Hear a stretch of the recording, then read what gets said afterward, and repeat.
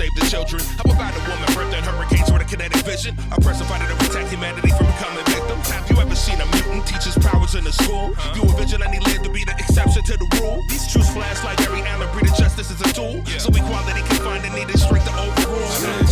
Remaining on beat like the Hill Street Blues. Copy comics daily as the planet writes the street news. Find Clark and Lewis, investigating leads, collecting clues. Where the Cape Crusader wars corruption from beneath the avenue. So many stories designed to capture you, like a trapper do. Drawn so masterful, they'll dazzle you with skills unimaginable. Like a fanatic. Said it's Dash Wars for the love. It's how we stamp dopeness on the channel. 6 layer number 1. 6 layers. Nobody does it better. Like Denzel in the comic realm, I'm the bone collector. Building with the artifacts, graphics, applying pressure. Using creative talents is how we bring it all together. 6 layers. Legendary business minds paying homage to the comic book artists, the writers, the vast knowledge shared in all our projects. Trust, we keep it popping. Showing love to our band, it's your best believe we're never stopping. Our next guest is an animation legend. He directed the first 2 seasons of the OG Teen Titans. What? The OG. Wow. Okay. But most importantly, let's calm down. He was the executive director, the designer, and the producer for the best Teenage Mutant Ninja Turtles show ever. Hands down. Teenage Mutant Ninja Turtles 2012. You heard it here first, okay? The best. Ladies and gentlemen of the Staff Slam, we bring to you Ciro Nieli. Yes. Welcome, Ciro. Hello, world. What up, man? Ciro, I thank you so much for joining us, man. I'm so excited. My son's even more excited. So Right. I'm really glad to have you here. Let's just dive right on in. Ciro, since it's your first time joining us, we always like to get the secret origin, the origin story of all our first timers on the show. So I'll start with this question, Ciro. When did you first start drawing? And how did you get your first start in animation? I've always, as far back as I can remember, I've always drawn. So, I mean, the first instance when it was noticed was, my mom, I remember doing this. My mom would get off the phone. So I just drew her on the phone looking like a crazy person and handed it to her. That was how I got her attention. That was probably like a little over maybe I was 1.5 years old. Oh, wow. I was Drawing mom on the phone? I was crawling under the table, tugging at her leg, and she was ignoring me. What? And I think it kind of blew her mind, and she hung up the phone. Yeah, that's what I remember as the earliest thing. Now, what about school? What about school? So obviously you kept going with it. Did the support system around school? Did the teachers? Did the family members kind of support that gift, or was it kind of dormant as you started growing up? No. I mean, I did it on my own because I was basically bored. I spent a lot of time working at my dad's restaurant, and I had to sit there a lot, whether I was working or not. So I'll fill up the guest checkbooks that you're supposed to write the orders in with I would just make flip books and stuff and do illustrations with a ballpoint pen while I'm waiting for the phone to ring. So that was really I was basically sat in the corner with a pen and a paper. And that's kind of where it came from. But I went to Catholic school, so I was really into stuff like Bernie Wrightson, and the nuns didn't like that. They kind of tried to beat it out of me all the time. On Saturdays and stuff like that, I would try to go to in Philly. I would go to take some art classes, illustration classes and stuff like that. And I actually started taking animation classes too. By the time I was 15 and 16, I would go into the city and take some summer classes at UArts in Philadelphia. And that was just really eye-opening for me because I was I would get one of my teachers would do animated shorts for Sesame Street and stuff like that. And that would just, meeting someone that could do something like that really blew my mind. How did you get into the animation business? Because you already mentioned that you were taking courses as a teen. When did you transition and try to get your foot in the door as a professional?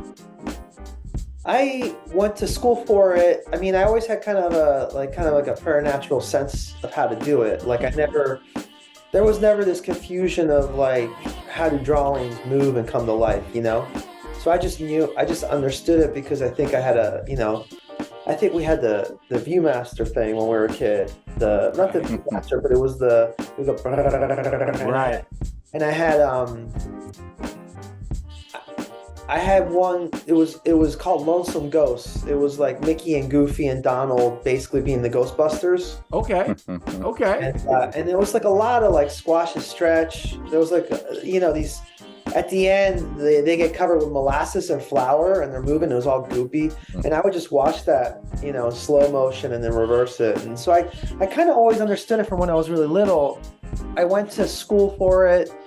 When I finished schooling, there was no avenue for animation really where I grew up on the East Coast. So I started going kind of door to door looking for gigs. And I did stuff like out of my bedroom, I was like painting cells and doing like used car commercials and stuff. Which was always, they would always turn out terrible. And these people would yell at me because they want their money back and stuff. But like, I was like shooting animated commercials and stuff on film and like trying to turn them around. And, I was just making animated short stuff and trying to pay the rent with it, which was really cheap back then. And I taught a little bit, I was teaching at a college level after I graduated. And then eventually what I did was I moved to LA. My parents moved away, so I really had no reason to stay in Philly. And when they asked me, like, what are you going to do? I said, well, I guess I'll finally go to California. All my friends had already moved to California and would like tell me, these tales of how they were like loaded. With like animation money, which wasn't really true. So what I did, back then it was early internet.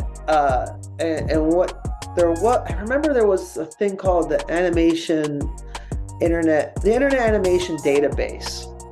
And it was like, I forget what they call that, but it was like, it was like one of those formatted web pages. It was really crappy looking, but what I did was I printed out every single page of that database, because what it was the addresses of every company possible that had made animation in Los Angeles. And I bound it. I got it bound at like a Kinko's type place. I had that in a Thomas guide, and I just drove out here. And every day, like, I was pretty broke. I was kind of living on like friends' couches and out of my car. And every day I would just learn how to drive around LA by going from one animation studio to the next, which most of them, like 95% of them didn't exist. It would just be like some like bombed out bungalow in Venice Beach with like, with nobody living in it and stuff, just like people just trying to pretend they were animation studios. And it was like, it was pretty, disheartening and difficult. It took a long time for it to kind of click. I mean, I met a lot of cool people, going door to door like that. Like I met Fred Wolf. It's a lot of really nice people that would give me advice, but they all kind of said like, we don't have any work, good luck. And then, the way you do it is you bug people long enough, they give you a test. So, like Film Roman was one of those first places, Film Roman, who at the time was making like shows like, I don't remember. They were making like Rocket Power, they did like Rugrats. Okay. And, I went to Film Roman. I went to, that was Klasky Chupo. I went to them. They would give me tests. I would go to Film Roman, who was doing The Simpsons and Family Guy. No, they weren't doing Family Guy at the time. It was King of the Hill was popping off for the first time. And they would give me tests, and I would do all these, I would do layout and design tests, prop tests, free. Like, you would just spend 40 hours drawing, wondering what the heck you were doing. I had no real insight career-wise if I was doing it right or wrong. And you turn it in and you get no response. And it was just really, that was really difficult to deal with, because I would just call constantly. Did they get my test? Was it good? I'm drawing like Hank Hill for like a month. Wow. Like, for no reason. And then what happened finally out here was I walked into Fox TV, which at the time was on Laurel Canyon, next to a diner we used to go to called 4 and 20. Oh, I used to eat there. Yeah, it was dope. And they were making a show that nobody cared about at the time called Family Guy. Nobody knew what it was yet. And I'm there, and this guy walks out who I knew during college, a buddy of mine who was like a habitual liar. Which, in this story worked out for me because he was like, hey, they need people. I'm going to tell them I worked with you before and you have professional experience. All right. And then he went in the back and came back out and they're like, all right, they hired you. Nice. Or I'll see you now. And I went in, I remember I went into this guy's office. I won't say his name, but he's a good guy. I like him a lot. I still see him around. And he was like, he just looked at me and he was like, so you've done this before? And I was like, yes. And he was like, you got the job. And it was kind of like, and I was like, wait, what? Just like that? Yeah. By lying? So that's how you got your foot in the door. Yeah. Through the hookup. Well, what happened was there was a slot because there was a guy who was a storyboard artist on Family Guy who had a visa problem. So they had to send him back to France, I think, until it got worked out. But the idea was that they didn't think that they were going to ever work it out. So they were like, you can't be in house, but we know you're kind of homeless. So there's a desk here that's empty. You're a freelance rate, but if you come in every day and just sit at this desk, we don't care. And what was great about that was the room. The energy in the room was right because there was two older heads there that gave me a lot of tutelage and kind of they gave me that kind of good locker support, that locker room kind of pep talk stuff. And one guy was really great. He was one guy was friends with Jack Kirby and he would just tell me Jack Kirby stories all day. Nice. Another guy was one of the original layout artists for Sleeping Beauty. Oh wow! And he was drawing it was weird. I was like, why are you drawing Peter Griffin fighting a chicken? This is way below your talent level. It was just a job. He needed money, and those guys taught me. I learned a lot about everything. And I was free food because I was starving. I weighed 120. Oh wow! Yeah. It was bad. Can you share with us the difference between making comic books compared to producing a show? Well, okay. I have to clarify too that I wish I drew comics. I've never done interiors. And I'm and I want to, and I think I would do it for myself because I know it's how hard that can be. It's time consuming, but I have done covers and, the difference is when I draw a cover, I feel like I did when I was a kid, and I don't know if it's imposter syndrome or it's just this freedom of when I was a kid just drawing whatever I wish I could all by myself. But there's this autonomy to it too that sets it apart from animation because animation for me has it's kind of basically a lot of it is people management skills, personality skills, and if I don't have the energy to deal with 50 people, then it goes wrong. And then there was so much work that if you do want to be kind of, a visionary to the project, it's going to require you to finish out your day, which is you could have meetings nonstop. You walk in the door at 9:30 and you have meetings nonstop till 7 p.m. basically. Wow. And it's just you talking. I mean, that's what it was on Turtles. On Turtles, it was me sitting there a lot of times in the same room, and different groups of people would get ushered in and out. And I would just go through whatever the discussion at hand was, and I would be drawing for people. I would be doing rough notes, and I'd be drawing for the whole room. And what was great about that is your hand got really hot. I was able to draw really well for a long period of time, nonstop, and to the point where there's no anxiety about it. You don't think about it. You're just throwing down constantly, and it's because you're explaining stuff. It's not final art. You're talking to really brilliant, talented people, and they're going to take it to a next level. So, and it was something I used to call rapid visualization. It's you have to have this skill where you have to get a bunch of people to understand what you're talking about visually. But what would happen is you do that till about 7 or so, and you're just exhausted, and you're hoarse. Right. And then we go to eat. A lot of guys would be there, or ladies, we'd be there all night anyway. So At some point, it would kind of trickle out. Someone will come knock on your door and be like, "Hey, you want to go eat?" We go eat, but then we come back, and then I'd sit and draw, and I'd maybe stay at work till midnight drawing. Like, you'd still, you would take stuff upon yourself because there's not enough people on the crew, or because you wanted to make it that much better. And it really became like, that's something where it really is a sacrifice. I mean, I was lucky enough to be a single guy through most of that, and I didn't have kids, so I could be selfish like that, and just in a weird way you're not selfish because you're working for the show, but in a way you're really not. You're just kind of doing whatever it is you wish. You're not responsible for anyone else. It's hard to kind of be that sort of a producer if you have a family. What goes into designing a character, first of all, and then who ultimately has the final approval about how a character looks? Oh, well, I mean, that's always different. on Avengers, it was hard because we were super short-staffed on Avengers, and that show, I think by the time we got to the 5th, we were front-loading, so we had to get so many shows done before it aired. And we had a very small crew. I mean, it was myself and I think Tom Perkins and my buddy Arenio, and even those guys that were helping me were kind of swing guys. They were doing other things as well. But just to put it in the perspective, on that show, we were supposed to complete a show every week, meaning we had to have all the materials prepared so that it could go overseas. Mm-hmm. So that's 4 episodes a month. And just to put it into some sort of perspective, by episode 5, there was 127 characters.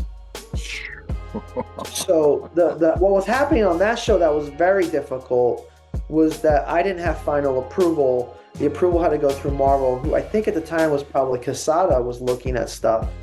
And, I'm not blaming anybody, just the nature of it is that it bottlenecks. So we just slipped way behind schedule because, you're drawing, what I would do is I would get done all my meetings like I was just talking about, and I wouldn't break until I got at least one character design sheet done a day. And that was not just drawn, but scanned and colored. And it was just ready to go, and I would submit it for approval. So I could do Crimson Dynamo, and he's in one show or something, and people can be like, all right, that's fine, who cares, it's approved. But when you get Black Widow, you get Thor, you get Captain America, you get Iron Man, you're doing endless notes and revisions on it. And it was just forever. On Turtles, it was different because Turtles at the time, I think I was deemed the Turtle Master. They brought me into Nick being we don't know anything about this, you be the guy. So it was kind of just up to me. Okay. I mean, we would send stuff out. Stuff would go out, and it would go out for network approval, but they weren't judging things the way, an artist like Quesada would look at Captain America and have an opinion. They were just going we want to make sure that this isn't going to set off some alarm where parents are going to send us, complaints. We want to make sure that you're not trying to pull one over on us and do some subversive shit. Is really all that was. And I get it. I wouldn't, why would I do that? But so Turtles approval was pretty easy. What goes into designing a character? For me, I don't like reinventing anything. I like there's silhouettes and there's sizes and there's a lot to do with the group. A character like Slash, how does he play with the 4 turtle brothers? He should be big and monstrous. I like amplifying things maybe the scale or the silhouette of a character, but I'm not going to go and reinvent it that much. I like kind of staying true. A lot of the projects that I take on, I think, right now even I'm developing a few things, some that already are existing IPs, and I think sometimes I get the response sometimes oh, that's kind of interesting. You kind of gave us a straight pitch on this. You're kind of just making it what it is. And that, which is funny. I say that to you guys it's odd, but that's kind of the nature of the industry is a lot of times they're reinventing stuff. And when I went in for Turtles, I remember that one of it was probably the second meeting, they were tell us about the Turtles. And to me, it was just kind of well, I mean, what do you want me to say? You know, Raph's the rude dude, Donnie does machines, Mike's the party guy, and I think I kind of blew their mind because they're like, "What do you mean?" That's like the basic. Eventually, they showed me like what, because I was one of 200 people that had come in. Oh wow. To audition or to talk about doing Turtles. I don't know how the odds were in my favor and that I got it, but I did. But at the end of the day, they showed me like, look at what all these other people were doing, and it was crazy. Like people had crazy ideas. Like they were anything but Teenage Mutant Ninja Turtles most of the times. And so along the way, like one thing that happened was like, you know, I kind of, in the scheme of all those characters and in the turtle world, like I wanted to keep it as straight as possible, or like classic, you know, or Mirage. The only thing I changed was like April, really, Right. like drastically, like and that kind of appeased the network gods. They're like, oh, okay, this is our version of it. We get to have like a young April. That makes sense. Let's talk about Teen Titans, man. Like, because this is another revered show, another revered series. I know a lot of people throw a lot of shade on Teen Titans Go, but when we talk about the OG Teen Titans, people have a lot of positive things to say. So take us back to the original discussions of the Teen Titans series. What was the goal of that series? And why wasn't there any like Justice Leaguers or anything like that? Why was there like a concerted effort not to include some of the, you know, bigger name superheroes for that series? Well, okay, there's a couple questions there. Okay, so starting off, that it was Glenn's show. Glenn, my Murakami? Yeah, Glenn Murakami, who's like, you know, my buddy and mentor. I slowly started becoming friendly with him. I was working on something else at Warner Brothers, and that I hated, and he would come by occasionally and like, you know, I think what happened was, I mean, obviously I grew up loving the BTAS show. Right. And I loved Bruce. Like, I mean, those guys were, if there was a yin and yang to my teen animation likes, it was the comedy and the action that was happening at the same time, and it was Batman and it was Ren and Stimpy. I mean, there was kind of, in the early 90s, there was this animation renaissance where it all was very exciting. You know, and I had worked with John already, like the Ren and Stimpy guy, and then you know, but I would never dare to think that I was strong enough to be one of the, you know, BTAS guys. So at the time I was working in a cubicle next to a buddy of mine who felt the same way about all this stuff, my buddy Derek. And Derek was a little probably more outspoken than I, and he was going out and like bugging Glenn. So what happened was like over time, like Glenn would come by the cubes and like knock on the door and tease us and stuff. And I started like maybe having lunch with Glenn. I remember maybe I got pulled to lunch with Glenn and Bruce. And I was just kind of like the kid that just kind of kept my mouth shut and was just trying to listen and not say anything stupid. And then eventually Glenn comes over one day and he goes, hey, I'm going to make Teen Titans. They're letting me make Teen Titans, and I need a director. Do you want to direct it? And I went, yes. And he goes, have you ever done that before? And I was like, totally. And then he goes, cool. And then he went away, and then I kind of shit my pants. But he, like, you know, the vibe that was happening back then was, it was very specific. It was a bunch of guys. There was a couple camps. There was a handful of guys that went to Teen Titans that were kind of Spumco guys. And I was tangential to them. Like, because I had worked there for a day or two, and I worked with the Spumco guys because I had a studio for a while where we were doing, I don't know if you remember, there was like a Flash animation online boom in the late 1990s, early 2000s. Like there was Fox, all those kinds of cartoons. And so I had a studio that was making a lot of that stuff with a bunch of guys that were out of work from Stumco. So there was us, and then there was a bunch of guys who also came from Sony Animation. Guys that came up doing stuff like Men in Black, Godzilla. So we were all kind of floating around. We were kind of not ready for the BTAS crew. Like we weren't those old heads that like had their shit down, right? So Glenn had to basically, because Justice League was actually happening, Glenn had to put together a team from nowhere. So he kind of got us, like we were kind of like the Dirty Dozen. And we were a bunch of crazy kids, and like, you know, we liked manga and we liked anime and we liked vinyl toys.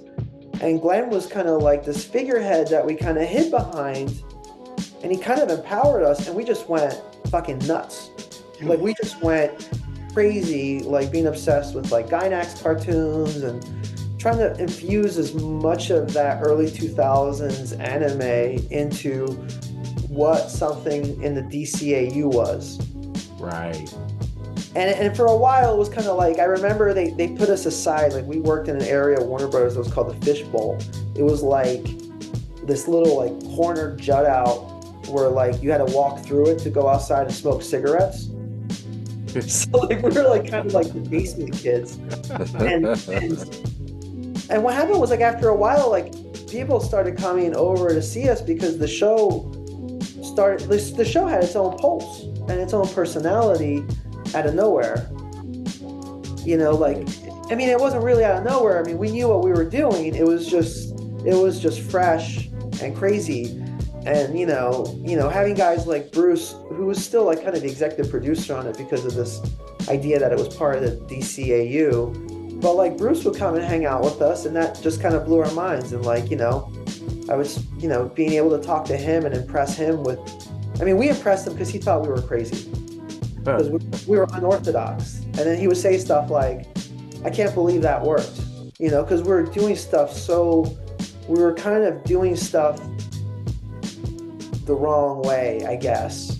We were just taking chances. And I mean, that's really what the main vibe of Teen Titans was, like as a crew of like, and we're only about 35 strong. It wasn't that big of a crew. Maybe it was 32, you know? And the other question you had, like the reason we didn't get those big players was because we weren't allowed to touch, you know, the big three. Like we couldn't do Batman, Wonder Woman, Superman. We couldn't even get second string villains. We weren't allowed. Like we were only allowed third tier DC villains. Wow. So I remember there was one episode. It was one of my episodes. I think there was some line. It was in a finale. It might have been Apprentice Part 2 or something like that. But there was a finale where Robin says something like, "No, I have a father." And like there was something where like we panned up and you saw bats fly away. And I remember we were like freaking out because we could allude to the fact that Batman was kind of a part of our universe. But like we weren't allowed to draw Batman. We weren't allowed to do any of that stuff. We weren't allowed. Paul Levitz wouldn't allow us. I mean, that was more of a Glenn question, but like, you know, I've talked to Glenn a lot, and you know, Paul Levitz wouldn't allow us to use those big three. We couldn't use those main characters, but I know that he would tell Glenn stuff like, you know what, you were right, the show's success, but it doesn't mean I understand it still. Like that was kind of the attitude towards the show. Wow. Was Glenn behind the Teen Titans Go as well? Because it went from like, you know, serious, hardcore DC animated, and then it went straight up like Seinfeld animated. Like, no. So that's nothing. So different. So that's different production teams altogether. Yeah, and I'm not exactly sure. I'm not sure how that all transpired, but I know. I mean, definitely Glenn never had anything to do with Titans Go. Teenage Mutant Ninja Turtles 2012 went on a good 5-season run. Tell us something about the making of the show that the average fan wouldn't know about. I was doing a thing early days on Turtles, like the first season for sure. You gotta understand, I developed Turtles alone for about 9 months. Wow. And then I started getting people to come along. like first 2 or 3 people, then 5 or 6 people. Then all of a sudden we got greenlit and we were in season 1. All of season 1, I was doing a thing where I would work and then I would take naps for about 90 minutes and then wake up and work. I wouldn't really go home, and I wouldn't do I wouldn't go home for 5 or 6 days. Oh, wow. Wow. And I would go to the gym and shower. It was bad. And so it was one of those situations where it was like, all right, Ciro, it was like, you want these drawn comics moving in the cartoon, you're going to have to do it because we don't have someone to do that. So I, Sheldon penciled it really tight. It was great, but I had to ink it. And I think I started on a Friday night. It was a shitload of work. But Sunday, the idea was that I would work nonstop doing my Einstein naps if I had to until Sunday AM. And Sunday AM at 9, a car picked me up at Nick and took me to the airport, and I had to fly to Rome. No, I had to fly to Lucca in Italy to do press. So I basically drew inked for 50 hours until I got on a plane to Italy, and then I kind of slept on the plane. And when I came off of the plane, I remember immediately they took me to this room near the airport, and it was like a Fellini movie. There was all the equipment looked old. Everything looked like it was from the 60s, all the recording devices, everything. And it was all these fashionable, beautiful Italian women, and they were interviewing me in Italian. And I was delirious. I was seeing cross-eyed, and I was doing a Turtles interview in Italian with no sleep. And it was just like that. It was there was one time we went and we did five countries in 7 days. Wow. So you live that rock star life. Yeah, there you go. See? the hardcore Turtle fans didn't know that, Ciro. You just dropped major facts that right was there. crazy. You pretty much was living like Bruce Wayne for a couple years. We went to Dubai. I guess it was Middle East Comic-Con or something. And I ended up actually spending the whole week. Dubai is crazy. But we got there and there was some mix up with the hotel. And I was with Kevin Eastman, and Kevin Eastman was just oh, I don't care about the room. We'll just share. They were it's going to take a minute to figure it out, or we have this crazy ass suite.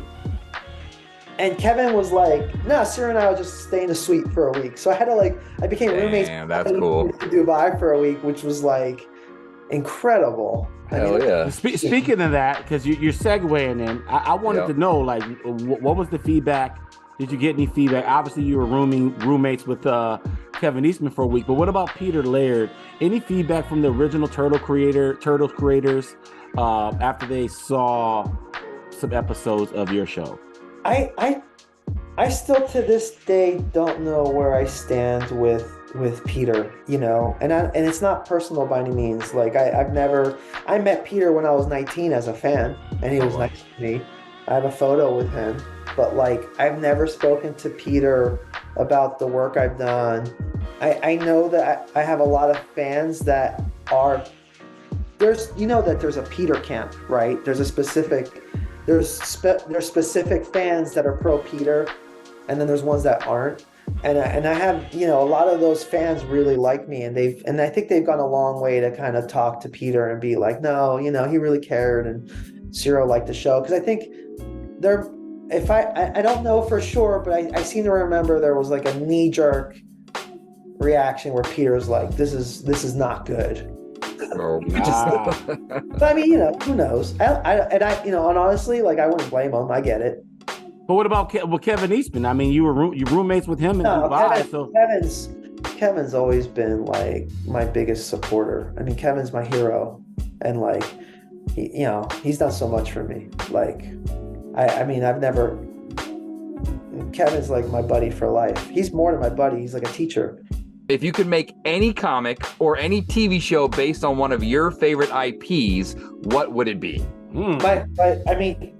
Dude, I've been trying to figure out how to do this now for 30 years. I want to make an Evil Dead show. Ooh. Animation? Yes. That's the perfect time. They're on movie number 2 already, so let's go. We just need to end it right there. Oh my god, I'm a huge everyone Evil Dead gets fan. that. Oh, Everyone my God, gets that. Let's go. It's perfect, right? Because I mean, like, you don't want to do. Even Freddy would get kind of tired. It'd be cool because you could do like it's animation and it's imaginative, but like, you don't want to do Jason or Leatherface. And those guys are all kind of like those like titans of horror are kind of played out. But like the world of Evil Dead, like the tone of it, it's such a it walks that line of like gore and comedy, and it has this like strong action engine. And this like, this wish fulfillment kind of story with Ash that like, and beyond Ash, if you wanted to, like, I think that Evil Dead is like the most fascinating animatable franchise possible. Wow. Agreed. That'd be perfect. We're going to put and like, I've met Sam Raimi before. He wouldn't remember, but like, I went to a screening. I went to a test screening of Drag Me to Hell. I used to smoke cigarettes forever. I remember after the screening, I sat outside and I was smoking cigarettes with my friends. And Sam Raimi comes out and like starts smoking cigarettes with us. And he was just kind of like one of the guys being like, "Hey, did you guys like that movie?" I really, and I was like, blew my mind. Like, and it's like, if Sam Raimi's out there, I would love, like, I've been trying to like get a meeting at Ghost House. Like, I don't even know if they care about animation. Like, I would love to make an Evil Dead show. So last question here, and it's usually, a question we like to give the floor to the guest. Is there anything that you're currently working on or something that you would like to promote that you want the Stash family to know about? Oh, dude, I can't talk about any of it. There's I'm working on at least 3 things right now, and I can't talk about any of them. And they're in the. Can you say like a category? Animation, shows, comics, like movies? Well, all 3 of those are animation. I mean, I have. Okay. I have. One is an original idea that I've been working on for years and years, and it's a personal story. It's basically, and it's for kids. It's so. I mean, all I can say is that it's for kids and families together the way like almost Wonder Years would be. Okay. I love the Wonder Years. There you go. So a change of pace for this one? Yeah. I mean, I felt like after Turtles, I needed like a real kind of like head switch.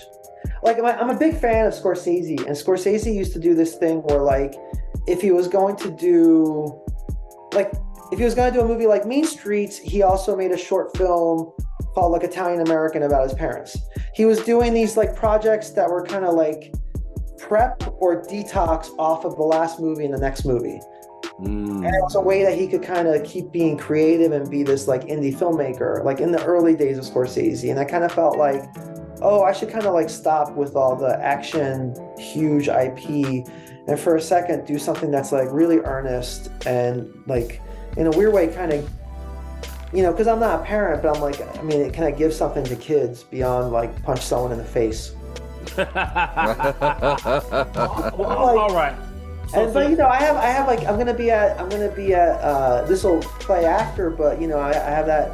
I did the cover for the short box comic, which is great. Yes.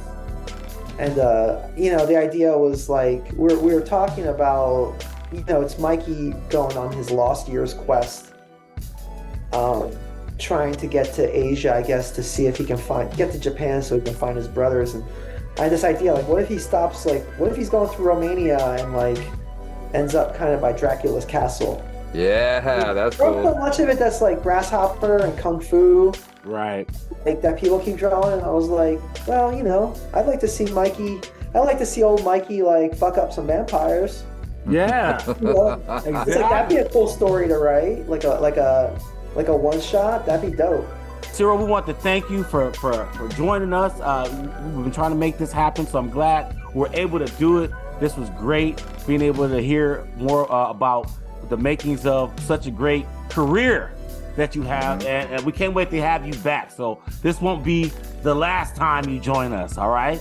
Well, that's all for our show. If you like what you see, please subscribe and hit that like button. I'm Mike, speaking for Chris and Ciro Nieli. We are out. Peace. Sinclair.